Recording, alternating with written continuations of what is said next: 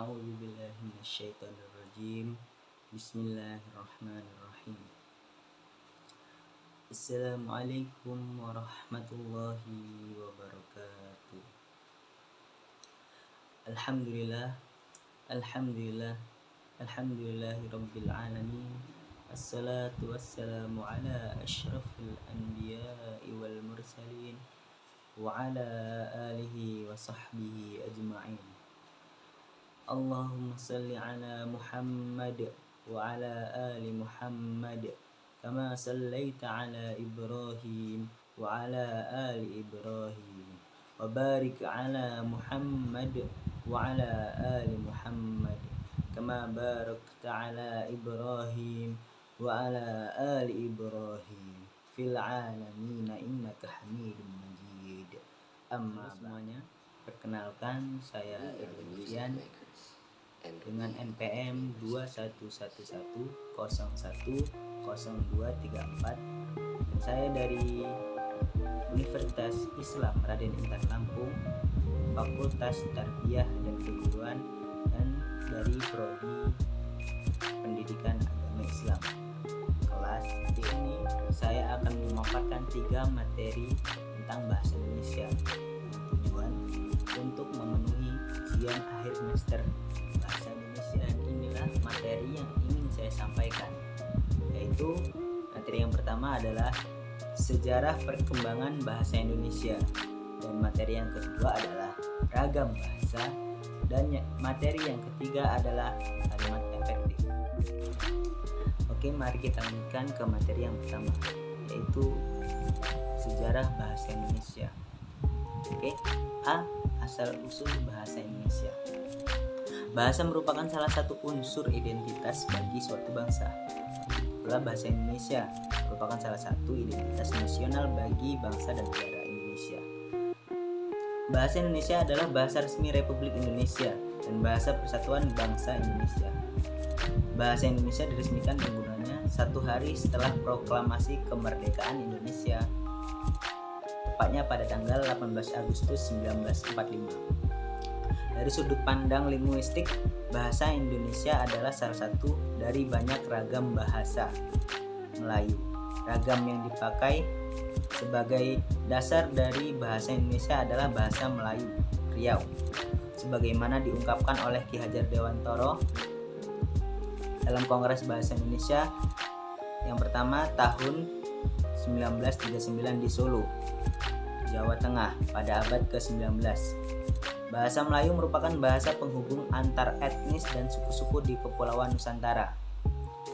Selain menjadi penghubung antar etnis dan suku-suku, dulu bahasa Melayu juga menjadi bahasa penghubung dalam kegiatan perdagangan internasional di wilayah Nusantara. Transaksi antar pedagang baik yang berasal dari pulau-pulau wilayah Nusantara maupun orang asing.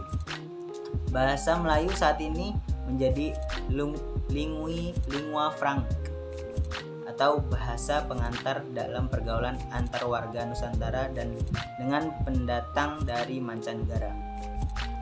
Hal ini merupakan salah satu alasan mengapa bahasa Melayu ditetapkan sebagai dasar bahasa bagi bangsa Indonesia. Alasan lain mengapa bahasa Melayu dipilih menjadi bahasa nasional bagi negara Indonesia adalah karena hal-hal berikut. Yang pertama, dibandingkan dengan bahasa daerah lain, misalnya Jawa, jumlah penutur bahasa Melayu tidak lebih banyak dipandang daripada jumlah penuturnya bahasa Jawa. Jauh lebih besar karena menjadi bahasa ibu bagi sekitar penduduk Indonesia. Sedangkan bahasa Melayu dipakai tidak lebih dari 1/10 jumlah penduduk Indonesia. Bahasa Melayu ragam Riau merupakan bahasa yang kurang berarti. Bahasa itu diperkirakan dipakai hanya oleh penduduk Kepulauan Riau, Linggau, dan penduduk pantai-pantai di Sumatera, Namau. Disinilah letak kearifan para pemimpin kita dahulu. Mereka tidak memilih bahasa daerah yang besar sebagai dasar dari bahasa Indonesia, karena dikhawatirkan akan dirasakan sebagai pengistimewaan yang berlebihan. Yang kedua, mengapa bahasa Melayu dipilih sebagai dasar bagi bahasa Indonesia? karena bahasa itu sederhana sehingga lebih mudah dipelajari dan dikuasai.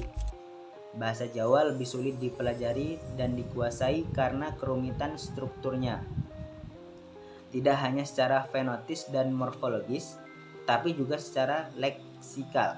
Seperti diketahui, bahasa Jawa memiliki ribuan morfem, leksikal dan struktur gramatikal yang banyak dan rumit. Penggunaan bahasa Jawa juga dipengaruhi oleh struktur budaya masyarakat Jawa yang cukup rumit. Ketidaksederhanaan itulah yang menjadi alasan mengapa bukan Jawa yang dipilih sebagai dasar bagi bahasa Indonesia. Yang sangat menggembirakan bahwa orang-orang Jawa pun menerima dengan ikhlas keberadaan bahasa Melayu sebagai dasar bagi bahasa Indonesia, meskipun jumlah orang Jawa jauh lebih banyak daripada pulau suku-suku lain. Hal ini diperkuat dengan ditemukannya prasasti-prasasti kuno dari kerajaan di Indonesia yang ditulis dengan menggunakan bahasa Melayu. Dan pasca saat itu, bahasa Melayu berfungsi sebagai yang pertama sebagai bahasa kebudayaan, yaitu bahasa buku-buku yang berisi aturan-aturan hidup dan sastra. Yang kedua, bahasa penghubung antar suku di Indonesia. Yang ketiga, bahasa perdagangan baik bagi suku yang ada di Indonesia maupun perdagangan berasal dari di luar Indonesia. Yang keempat, bahasa resmi kerajaan. Jadi, jelaslah bahwa Indonesia sumbernya adalah bahasa Melayu. B. Peresmian bahasa Indonesia. Secara sejarah, bahasa Indonesia merupakan salah satu dialek temporal dari bahasa Melayu dalam struktur maupun khazanahnya. Sebagian besar sama atau mirip dengan dialek-dialek temporal terdahulu seperti bahasa Melayu klasik dan bahasa Melayu kuno. Penggunaan bahasa Melayu sebagai bahasa nasional merupakan usulan dari Muhammad Yamin, seorang politikus, sastrawan, dan ahli sejarah, dalam pidatonya pada Kongres Nasional kedua di Jakarta. Yamin mengatakan bahwa jika mengacu pada masa depan, bahasa-bahasa yang ada di Indonesia dan kesastraannya, hanya ada dua bahasa yang bisa diharapkan menjadi bahasa persatuan, yaitu bahasa Jawa dan bahasa Melayu. Bahasa persatuan secara sosiologis, kita bisa mengatakan bahwa bahasa Indonesia resmi diakui pada Sumpah Pemuda pada tanggal 28 Oktober pada tahun 1928. Hal ini juga sesuai dengan butir ketiga Ikrar Sumpah Pemuda, yaitu kami, putra dan putri Indonesia, menjunjung tinggi bahasa persatuan, bahasa Indonesia. Namun secara yuridis, bahasa Indonesia diakui pada tanggal 18 Agustus tahun 1945 atau setelah kemerdekaan Indonesia. C. Mengapa bahasa Melayu diangkat menjadi bahasa Indonesia? Ada 4 faktor yang menyebabkan bahasa Melayu diangkat menjadi bahasa Indonesia. Yang pertama, yaitu bahasa Melayu sudah merupakan lingua franca, yaitu bahasa perhubungan dan bahasa perdagangan. Yang kedua, sistem bahasa Melayu sederhana, mudah, karena dalam bahasa Melayu tidak dikenal tingkatan bahasa, seperti bahasa kasar atau bahasa halus. Yang ketiga, suku Jawa, suku Sunda, dan suku-suku yang lainnya dengan sukarela menerima bahasa Melayu menjadi bahasa Indonesia sebagai bahasa nasional.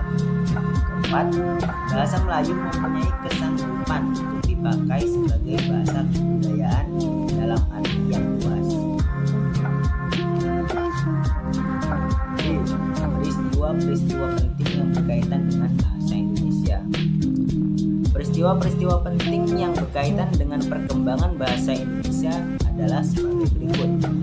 Pertama, tahun 1808 disusunlah ejaan resmi bahasa Melayu oleh C.H.A. van Ophuijsen yang dibantu oleh Nawawi, Sultan Makmur, dan Muhammad Thaib Sultan Ibrahim.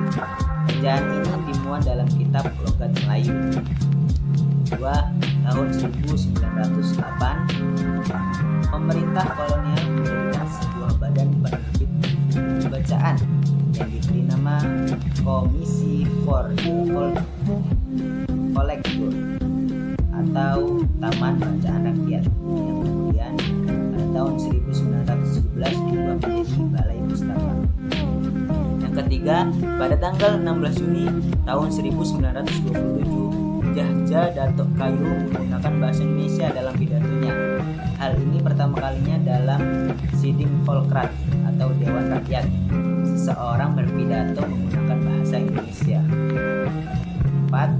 Pada tanggal 28 Oktober secara resmi pengokohan bahasa Indonesia menjadi bahasa persatuan. Kelima, tahun 1933 berdirinya sebuah angkatan sastrawan muda yang menamakan dirinya sebagai Pujangga Baru yang dipimpin oleh Sultan Takdir Ali Shah Bana. Keenam, tahun 1936 Sultan Takdir Ali Shah Bana menyusun Tata Bahasa Indonesia. 7. Tanggal 25 sampai tanggal 28 Juni tahun 1938 dilangsungkan Kongres Bahasa Indonesia pertama di Solo. Dari hasil kongres itu dapat disimpulkan bahwa usaha pembinaan dan pengembangan bahasa Indonesia telah dilakukan secara sadar dan cendekiawan oleh budayawan Indonesia saat ini. Yang ke-8, tanggal 18 Agustus tahun 1945 ditandatanganilah Undang-Undang Dasar tahun 1945 yang salah satu pasalnya dalam pasal 36 menetapkan bahasa Indonesia adalah sebagai bahasa negara. Ke-9, tanggal 19 Maret tahun 1947 diresmikan penggunaan ejaan Republik atau ejaan Suwandi sebagai pengganti ejaan Van Oblution yang berlaku sebelumnya. Mungkin hanya itu saja yang bisa saya sampaikan dalam materi sejarah bahasa Indonesia. Mari kita lanjutkan ke materi yang kedua, yaitu ragam bahasa. Penyebab terjadinya ragam bahasa. Ragam bahasa timbul seiring dengan timbulnya perubahan di dalam masyarakat. Perubahan itu bervariasi-variasi bahasa yang dipakai sesuai keperluannya. Oleh karena banyak variasi, agar tidak mengurangi fungsi bahasa sebagai alat komunikasi yang efisien, dalam bahasa timbul mekanisme untuk memilih variasi tertentu yang cocok untuk kebutuhan tertentu. Dalam hal ini disebut ragam standar.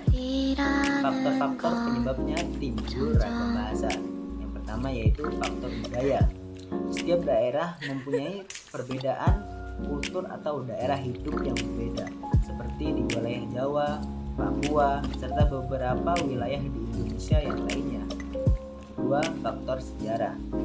Setiap daerah mempunyai kebiasaan atau adat istiadat dan bahasa nenek moyang sendiri-sendiri dan berbeda-beda antara daerah satu dengan daerah yang lainnya.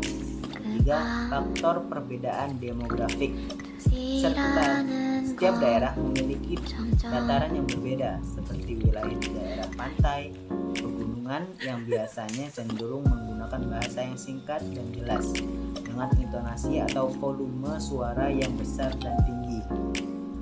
Berbeda dengan daerah pemukiman padat penduduk yang menggunakan bahasa lisan yang panjang lebar disebabkan lokasinya saling berdekatan dengan intonasi volume suara yang kecil. Yang keempat, faktor status sosial. Aswilah mengungkapkan bahwa kelas sosial mengacu pada golongan masyarakat yang mempunyai kesamaan tertentu dalam bidang kemasyarakatan seperti ekonomi, pekerjaan, pendidikan, kedudukan, kasta, dan sebagainya. Misalnya, si A adalah seorang bapak di keluarganya, juga berstatus sosial sebagai guru. Jika dia guru di sekolah negeri, dia juga masuk ke dalam kelas pegawai negeri. Jika ada seorang sarjana, dia masuk kelas sosial golongan terdidik dan sebagainya. Jenis-jenis ragam bahasa. Pertama yaitu dari cara berkomunikasinya. Yang pertama, ragam lisan. Ragam bahasa lisan adalah ragam bahasa yang dihasilkan oleh alat ucap atau organ of speech dengan fonem sebagai unsur dasar dan komunikasi, terjadi secara langsung atau bertatap muka, sehingga terikat oleh kondisi, situasi, dan waktu. Contoh ragam lisan yakni ragam bahasa cekapan, ragam bahasa pidato, ragam bahasa kuliah, dan ragam bahasa panggil. Ciri-cirinya: yang pertama, langsung. Pembicara dan pendengar dalam komunikasi lisan tertentu secara langsung, baik tanpa media elektronik maupun melalui media elektronik. Kedua, tidak terikat ejaan. Bahasa Indonesia, penyampaian maksud atau tujuan pembicaraan dilakukan melalui bahasa Indonesia oral dengan memerhatikan situasi pembicaraan. Yang kedua, ragam tulis. Ragam tulis adalah bahasa yang ditulis atau yang tercetak sehingga penggunanya tidak dipengaruhi atau tidak ditunjang oleh situasi pemakaiannya. Ragam tulis pun dapat berupa ragam tulis standar maupun non-standar. Ragam tulis yang standar dapat ditemukan dalam buku-buku pelajaran, teks resmi, dan sebagainya. Sedangkan ragam tulis non-standar dapat ditemukan dalam iklan, poster, dan sebagainya. Yang selanjutnya, berdasarkan penuturan. Yang pertama, ragam dialek. Ragam dialek atau daerah adalah variasi bahasa yang dipakai oleh kelompok bangsawan di tempat tertentu. Dalam istilah lama disebut dengan logat. Logat yang paling menonjol yang mudah diamati ialah lafal logat bahasa Indonesia orang Jawa. Nampak dalam pelafalan pada posisi awal nama-nama kota seperti Bandung, Banyuwangi, dan realisasi pelafalan kata seperti pendidikan, tabrakan, kenaian, gerakan. Ciri-ciri khas yang meliputi tekanan turun naiknya nada dan panjang pendeknya bunyi bahasa membangun aksen yang berbeda. Kedua, ragam terpelajar. Tingkat pendidikan penutur bahasa Indonesia juga mewarnai penggunaan bahasa Indonesia. Bahasa Indonesia yang digunakan oleh kelompok penutur pendidikan tampak jelas perbedaannya dengan digunakan oleh kelompok penutur yang tidak berpendidikan, terutama dalam pelafalan kata yang berasal dari bahasa asing seperti contoh pada tabel berikut.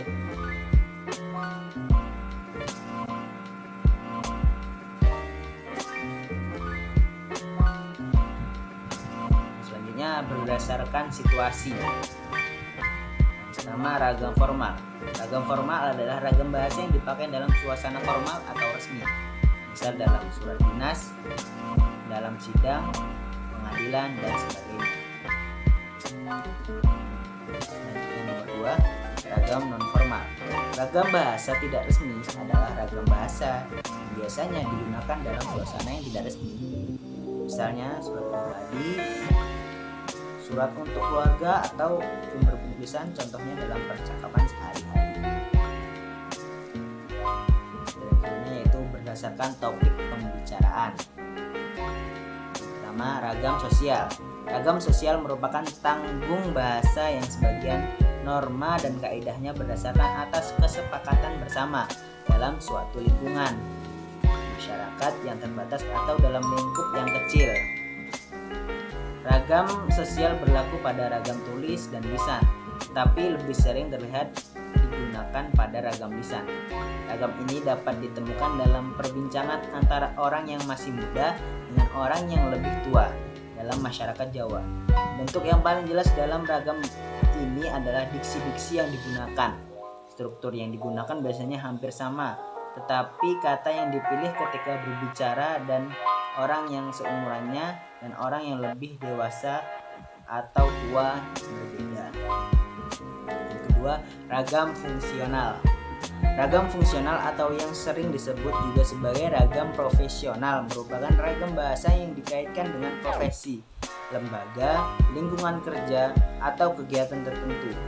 Ragam ini dapat ditemukan dalam komunikasi di suatu kelompok sosial tertentu dan terbatas seperti masyarakat yang memiliki ragam agama. Masyarakat tersebut memiliki ragam tersendiri dan akan menggunakan ragam yang lain ketika masuk lingkaran masyarakat lain. Dengan kata lain, ragam ini memiliki fungsi pada dunianya masing-masing. 3. Ragam jurnalistik. Ragam jurnalistik adalah ragam bahasa yang digunakan oleh dunia persurat kabaran atau dunia permedia atau masa cetak. Dalam perkembangan lebih lanjut, bahasa jurnalistik adalah bahasa yang dipergunakan oleh seluruh media massa. Dalam hal ini termasuk media massa audio atau radio, audio visual atau televisi, dan multimedia atau internet. Ragam bahasa jurnalistik adalah salah satu ragam bahasa yang dibentuk oleh spesifikasi materi yang disampaikannya. Ragam bahasa khusus jurnalistik termasuk dalam ragam bahasa ringkas. Yang keempat yaitu ragam sastra. Ragam sastra memiliki sifat atau karakteristik subjektif, lentur, konotatif, kreatif, dan inovatif. Dengan ragam bahasa ilmiah, ragam bahasa sastra banyak menggunakan kalimat yang tidak efektif, penggambaran yang sejelas-jelasnya melalui rangkaian kata bermakna konotasi, sering dipakai dalam ragam bahasa sastra. Hal ini dilakukan agar tercipta pencitraan di dalam imajinasi pembaca. Oke, mari kita lanjutkan ke materi yang terakhir, yaitu kalimat efektif. Pengertiannya yaitu kalimat efektif adalah kalimat yang dapat mengungkapkan gagasan penutur atau penulisnya secara tepat, sehingga dapat dipahami oleh pendengar atau pembaca secara tepat pula. Efektif dalam hal ini adalah ukuran kalimat yang memiliki kemampuan menimbulkan gagasan atau pikiran pada pendengar atau pembaca. Dengan kata lain, kalimat efektif adalah kalimat yang dapat mewakili pikiran penulis atau pembicara secara tepat, sehingga pendengar dan pembaca dapat memahami pikiran tersebut dengan mudah, jelas, dan lengkap. Seperti yang dimaksud oleh penulis dan pembicaranya, beberapa definisi kalimat efektif menurut beberapa ahli bahasa adalah: kalimat efektif adalah kalimat yang bukan hanya memenuhi syarat-syarat komunikatif, gramatikal, dan sintaksis, tapi juga harus hidup, segar, mudah dipahami, serta sanggup menimbulkan daya khayal dari diri pembaca. Jadi, kalimat efektif adalah kalimat yang sesuai dengan kaidah bahasa, jelas, dan mudah dipahami oleh pendengar atau pembaca. 2. Unsur-unsur kalimat efektif. Unsur kalimat efektif adalah fungsi sintaksis yang dalam buku-buku tata bahasa Indonesia lama lazim disebut jabatan kata, dan kini disebut peran kata dalam kalimat, yaitu subjek, predikat, objek, pelengkap, dan keterangan. Kalimat bahasa Indonesia baku sekurang-kurangnya terdiri atas 2 unsur, yaitu subjek dan predikat. Unsur yang lain, objek, pelengkap, dan keterangan dalam suatu kalimat dapat wajib hadir, tidak wajib hadir, atau wajib tidak hadir. Yang pertama, subjek. Subjek adalah bagian kalimat yang menunjukkan pelaku, tokoh, atau sosok, ataupun benda, sesuatu hal, suatu masalah yang menjadi pangkal atau pokok pembicaraan. Subjek biasanya diisi oleh jenis kata atau frasa benda, ataupun nominal, klausa, atau frasa verbal. Yang kedua, predikat. Predikat adalah bagian kalimat yang memberitahu, melakukan, atau tindakan apa atau dalam keadaan bagaimana subjek, pelaku, atau benda di dalam suatu kalimat. Ketiga, objek. Objek adalah kalimat yang melengkapi predikat. Objek pada umumnya diisi oleh nomina, frasa nominal, atau klausa. Letak objek selalu di belakang predikat yang berupa verba transitif, yaitu verba yang menuntut wajib hadirnya objek. Keempat, pelengkap. Pelengkap atau komplement adalah bagian kalimat yang melengkapi letak pelengkap umumnya di belakang, yang berupa verba. Posisi seperti itu juga ditempati oleh objek, dan jenis kata yang mengisi pelengkap dan objek juga sama, yaitu dapat berubah nomina, frasa nomina, ataupun klausa. 5. Keterangan. Keterangan adalah bagian kalimat yang menerangkan berbagai hal mengenai kalimat yang lainnya. Unsur keterangan dapat berfungsi menerangkan subjek, predikat, objek, dan pelengkap Posisinya bersifat bebas, dapat di awal, di tengah, atau di akhir kalimat. Pengisi atau keterangan adalah frasa nominal, frasa preposisional, adverbia, dan klausa. Syarat-syarat kalimat efektif. Yang pertama, sesuai dengan EYD. Syarat yang pertama adalah kata-kata dalam kalimat harus sesuai dengan EYD yang menjadi kaidah utama dalam penulisan kalimat bahasa Indonesia, sehingga penting untuk selalu menggunakan kata-kata baku, yakni penulisan sudah sesuai dengan EYD. Selain itu, kalimat efektif juga harus memiliki tanda baca yang tepat sehingga makna atau maksud dari kalimat tersebut jelas. Yang kedua, susunannya sistematis. Kalimat juga bisa dikatakan efektif ketika susunannya tepat atau sistematis, yang mengandung semua unsur kalimat yang baik dan benar, sehingga suatu kalimat belum bisa disebut efektif meskipun sudah memakai kata-kata baku jika susunannya tidak sesuai kaidah. Yang ketiga, tidak boros kata. Royal terhadap penggunaan kata akan dianggap melanggar syarat kalimat efektif sehingga tidak diperlukan. Artinya pada saat menyusun suatu kalimat, usahakan memakai kata yang hemat, hanya memakai kata yang diperlukan. Tidak perlu menambah-nambahkan kata yang sebenarnya tidak dibutuhkan. Yang keempat, tidak ambigu.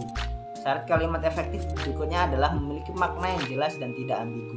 Penulis yang menyusun kalimat efektif akan mampu menjelaskan suatu hal yang baik dan mudah dipahami, sehingga mencegah pembaca melakukan multitafsir, sehingga pesan dalam tulisan tidak tersampaikan dengan baik. Yang keempat, ciri-ciri kalimat efektif. Sebuah kalimat efektif mempunyai ciri-ciri yang khas, yaitu kesepadanan struktur, keparalelan bentuk, ketegasan makna, kehematan kata, kecermatan penalaran, paduan gagasan, dan kelogisan bahasa. A. Kesepadanan adalah keseimbangan antara pikiran atau gagasan dan struktur bahasa yang dipakai. Kesepadanan kalimat ini diperlihatkan oleh kesatuan gagasan yang kompak dan kepaduan pikiran yang baik. Kesepadanan kalimat itu memiliki ciri-ciri sebagai berikut. Yang pertama, kalimat itu mempunyai subjek dan predikat yang jelas. Ketidakjelasan subjek atau predikat suatu kalimat tentu saja membuat kalimat itu tidak efektif. Kejelasan subjek dan predikat suatu kalimat dapat dilakukan dengan menghindarkan pemakaian kata depan di, dalam, bagi, untuk, pada, sebagai, tentang, mengenai, menurut, dan sebagainya di depan subjek. Contoh, bagi semua mahasiswa perguruan tinggi ini harus membayar UKT. Itu yang salah. Yang benar, semua mahasiswa perguruan tinggi ini harus membayar UKT. Kedua, tidak terdapat subjek yang ganda. Contoh, penyusunan laporan itu dibantu oleh para dosen. Salah. Yang benar adalah dalam menyusun laporan itu saya dibantu oleh para dosen. Itu yang benar. Ketiga, kata penghubung intra-kalimat tidak dipakai pada kalimat tunggal. Contoh, kami datang agak terlambat sehingga kami tidak dapat mengikuti acara pertama. Itu yang salah. Yang benar adalah kami datang agak terlambat. Oleh karena itu kami tidak dapat mengikuti acara pertama. 4. Predikat kalimat tidak didahului oleh kata yang. Contohnya, bahasa Indonesia yang berasal dari bahasa Melayu. Yang salah. Yang benar adalah bahasa Indonesia berasal dari bahasa Melayu. B. Keparalelan adalah kesamaan bentuk kata yang digunakan dalam kalimat itu. Artinya kalau bentuk pertama menggunakan nomina, bentuk kedua dan seterusnya juga harus menggunakan nomina. Begitupun verba, contohnya sebagai berikut. Pertama adalah harga minyak dibekukan atau kenaikan secara luas. Itu yang salah.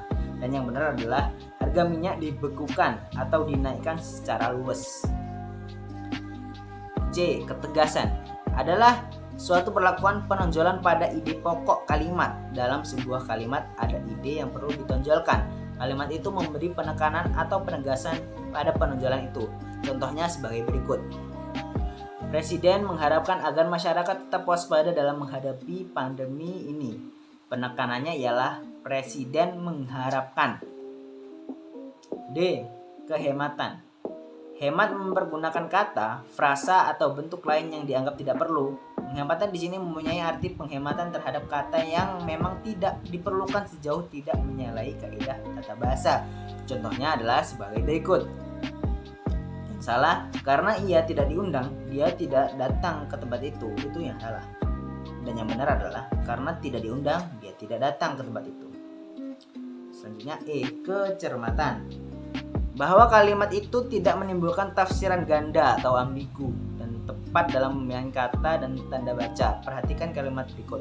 Guru pergi ke ruang guru. Itu yang salah. Dan yang benar adalah guru baru pergi ke ruang guru atau guru baru pergi ke ruang guru. Itu yang benar. Terakhir F. Kepaduan. Paduan pernyataan dalam kalimat itu sehingga informasi yang disampaikan tidak terpecah-pecah. Kalimat padu tidak perlu menyisipkan sebuah kata seperti daripada atau tentang antara predikat, kata kerja, dan objek menderita. Perhatikan kalimat ini. Mereka membicarakan daripada kehendak rakyat. Itu yang salah. Benar adalah mereka membicarakan kehendak rakyat. E. Struktur kalimat efektif. Struktur kalimat umum, unsur-unsur yang membangun kalimat dapat dibedakan menjadi dua, yaitu unsur wajib dan yang tak wajib. Unsur wajib adalah unsur yang harus ada dalam sebuah kalimat, yaitu subjek dan predikat. Unsur yang tak wajib adalah unsur yang boleh ada dan boleh tidak, yaitu kata kerja bantu, harus atau boleh, keterangan aspek, sudah, akan, keterangan tempat, waktu, cara, dan sebagainya. Struktur kalimat paralel adalah penggunaan bentuk-bentuk bahasa yang sama digunakan dalam susunan serial. Perhatikan contoh berikut. Penyakit Alzheimer alias pikun adalah satu segi usia tua yang mengerikan dan berbahaya. 3. Struktur kalimat periodik. Kalau pada kalimat umum, unsur-unsur dikemukakan cenderung unsur intinya, tetapi kalau pada kalimat periodik malah sebaliknya, yaitu unsur-unsur tambahan yang terlebih dahulu dikemukakan, kemudian muncul bagian intinya. Hal ini dilakukan untuk menarik perhatian para pembaca atau pembicara terhadap pendengarnya. Misalnya, kemarin bendungan itu dibuka oleh presiden. Mungkin hanya itu yang bisa saya sampaikan. Kurang lebihnya saya mohon maaf. Kepada Allah saya mohon ampun. Wabillahi taufiq wal hidayah. Wassalamualaikum warahmatullahi wabarakatuh.